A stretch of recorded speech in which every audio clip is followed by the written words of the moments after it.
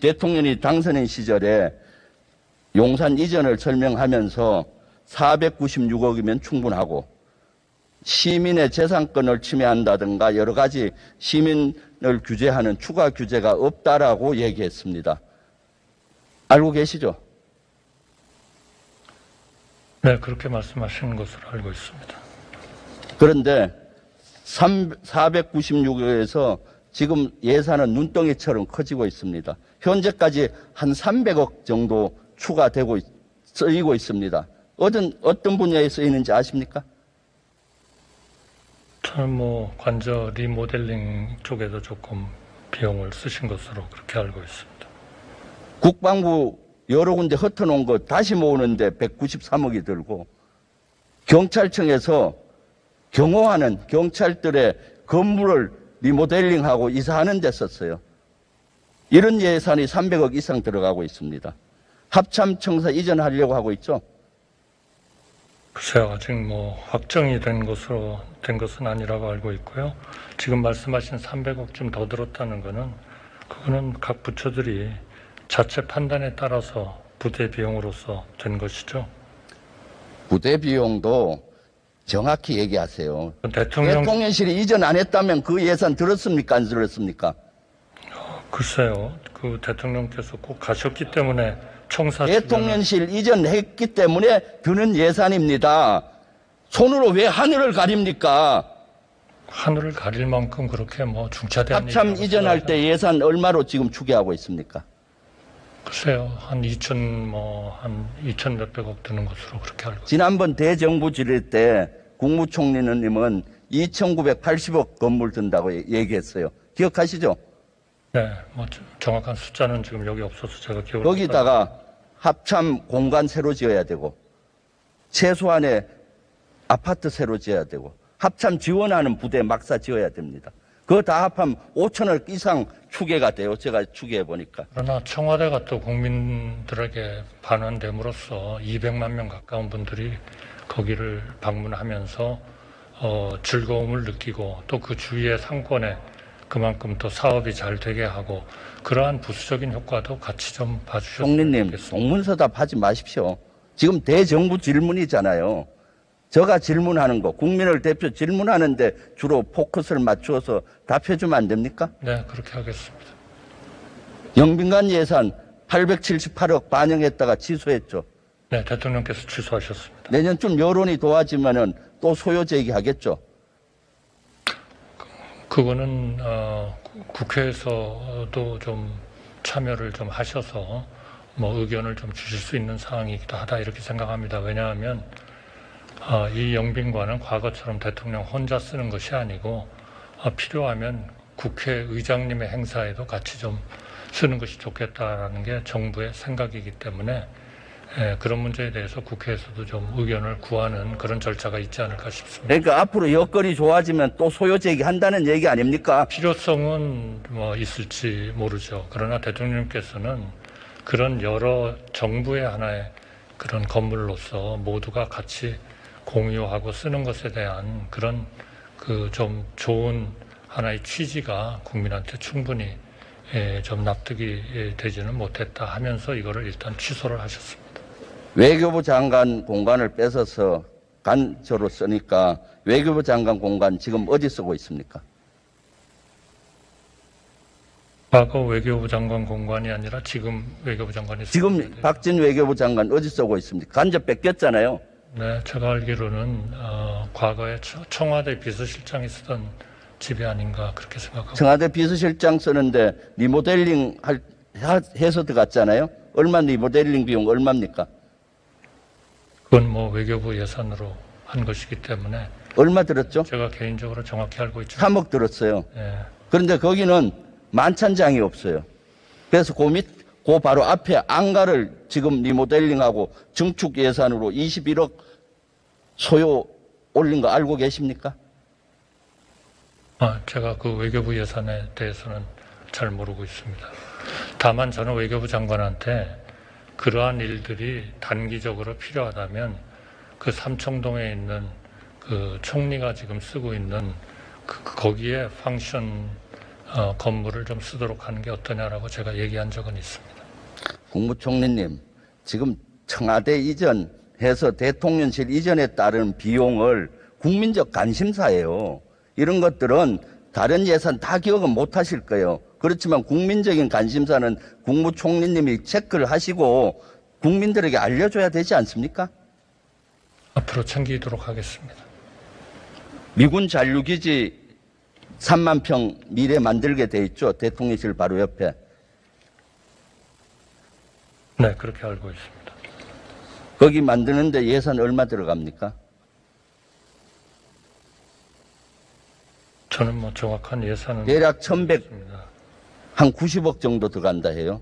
그럼 그것을 그 자리에 지으면 그 정도 되는데 앞으로 거기가 대통령실 옆이라서 이전을 추진하고 있죠. 한미 협의 얼마나 돼가고 있습니까? 제가 보기에는 지금 그 잔류시설 위치는 아직 결정되지 않은 것 같습니다. 이전 합니까 안 합니까? 그 자체를 아직 지금 하질 못하고 있고요. 따라서 이전 비용도 구체적으로 지금 논의가 안 되고 있습니다. 대통령실 옆에 외국군이 있는 사례가 세계 어느 나라도 없는데 한번 조사해 본 적이 있습니까? 네, 그래서 이제 당초에 이거를 이전을 시키는 게 좀 하나의 합리적인 방법 아니냐 하는. 그래서 현재 한미가 협의 중인데 옮긴다면은 드래곤 힐 호텔을 새로 지어줘야 되고 옮김 또 예산이 더 추가됩니다. 드래곤 힐 호텔만 해도 한 3천억 이상 들 거예요. 알고 계십니까? 제가 개인적으로 듣기로는 그렇게 들지는 않는 것 같습니다. 이렇게 496억만 든다고 했는데 이것은 빨간 거짓말입니다. 국민과의 약속 파기한 겁니다. 대통령은 사과해야 된다고 생각하는데 총리님 어떻게 생각하십니까? 제가 그때 설명하시는 거를 듣는 데는 그 현재 있는 그 청와대 대통령께서 지금 옮기실 때 그 옮기는 일종의 직접적인 비용을 주로 말씀하신 것이고 지금 의원님께서 지적하신 무슨 합참이 전체적인 작전의 효율성을 높이기 위해서 새로 건물을 짓는다든지 하는 거는 그전부터도 상당히 논의되던 그러한 프로젝트였다. 저는 그렇게 알고 있습니다. 그렇기 때문에 이거를 직접적으로 대통령께서 청와대를 나오셔서 국민에게 돌려드리고 이전한 그런 직접적인 비용이다. 이렇게 포함시키시는 거는 조금 그거는 적절하지 않지 않나 이렇게 생각합니다. 총리님, 합참 이전 계획은 없었어요. 그건 잘못된 보고입니다. 왜 잘못된 보고를 구분 못해요? 네, 그러면은 그렇게 알겠습니다. 저는. 대통령실 이전에 따라서 추가 규제가 없다라고 했는데 현재 용산상공에 임시비행금지구역 설치돼 있죠? 네, 그렇게 알고 몇 군데 설치돼 있습니까? 지금 서울 지역에. 서울 전체 지역에 몇 군데인지는 제가 거기까지 파악을 하고 있지 못합니다. 지금 3군데 있어요. 용산 상공에 있고 아크로비타 상공에 있고 한남동 상공에 설치됐어요. 그 크기가 얼마인지 아십니까? 가르쳐 주시죠. 전 잘 모르겠습니다. 용산 상공에는 2노티컬 마일 3.7, 반경 3.7km고요. 아크로비타와 한남동에는 1노티컬 마일, 반경 1.8입니다. 키로가. 그러면 이것은 한강도 포함되고 강남 일부가 포함이 됩니다. 그럼 임시 비행 금지 구역에서는 어떤 규제가 있습니까? 어떤 제한이 있습니까?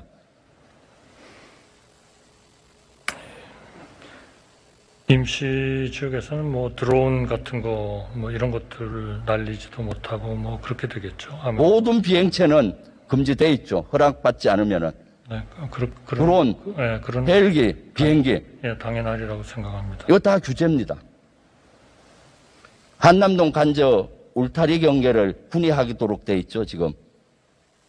네, 그래서 그런 부분은 대통령실에서 경호 차원에 필요한 최소한의 것이 뭔지를 아마 검토를 충분히 했으리라고 생각을 하고요. 한남동 간저를 군사시설 보호구역으로 정했습니다. 또 방공진지를 지금 추가 설치하고 있는 거 알고 있습니까? 용산 일대?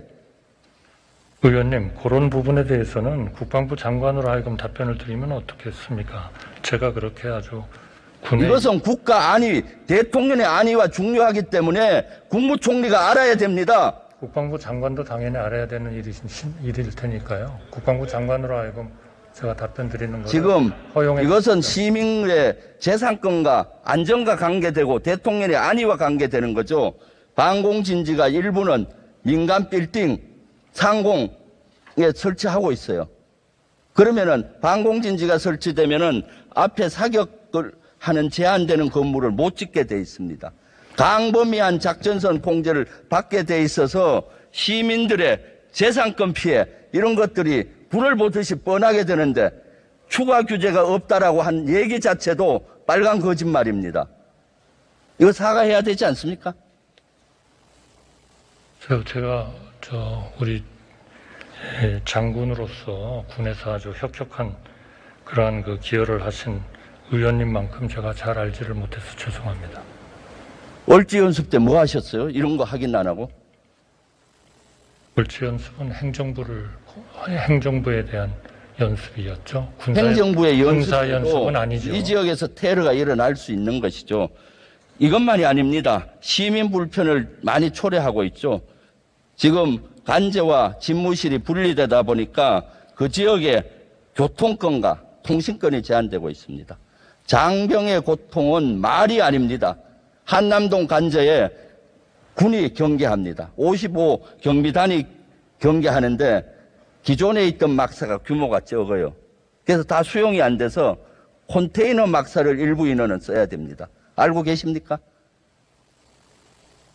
대통령과 경호처장과 국방부 장관은 좋은 관제에 있고 공간에 있는데 경계해야 되는 진작 병사들은 컨테이너에 생활한다는 것이 말이 됩니까?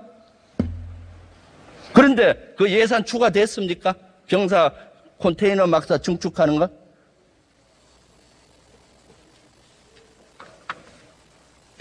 관저 헬기장이 있습니까? 관저에서 그 헬기 이착륙은 그 헬기 운영 가능 여부에 대해서는 경호처에서 이미 입장 표명을 한 것으로 알고 있습니다. 제가 읽어드릴까요? 경호처에서는 헬기 이착륙이 가능하다 했는데 헬기장이 없다는 발언은 그때 그 말씀을 하신 장관님의 좀 착오였다 이렇게 언론 공지가 되어 있습니다. 그것이 참 대통령 경호처는 새 관저 지역에서 비상 상황 시 헬기 운영이 가능하도록 대비했다. 현재 대통령실의 관저 입주 시 헬기 운영이 가능한 상황이다. 헬기장이 없다는 발언은 이 장관의 착오다. 이렇게 말씀합니다. 그것이 거짓말입니다. 언론 공지를 했습니다. 대통령 헬기 무슨 기종이죠? 그거는 아마 장관님께서 국무총리님도 대통령 헬기 타시잖아요. 저는 그 규격까지 알지는 못합니다. 죄송합니다. 아이, 타시면서 무슨 기종인지 관심이 없으세요? 저는 안전한 VH-92입니다. 네, 그렇게 VH-92는 얼마 정도의 비행장 헬기 착륙장의 안전거리를 유지해야 됩니까? 네, 그거는 의원님만이 알 수 있는 그러한 지식인 것 같습니다. 아닙니다. 존경합니다. 80 곱하기 80m 정도는 최소한 돼야 합니다. 그 유사한 시누크라든가 그런 거죠. 한남동 공간 이런 지역이 없어요. 대통령의 안위가 헬기를 운영한다면 심히 걱정돼요. 8월 중순에 헬기가 내리다가 대통령 헬기가 내리다가 나무에 부딪혀서 꼬리뼈가 상한 거 알고 있습니까? 꼬리 날개가 손상된 거? 신문에서 봤습니다. 신문에서 어떻게 봅니까? 이건 장관한테 보고를 받아야죠.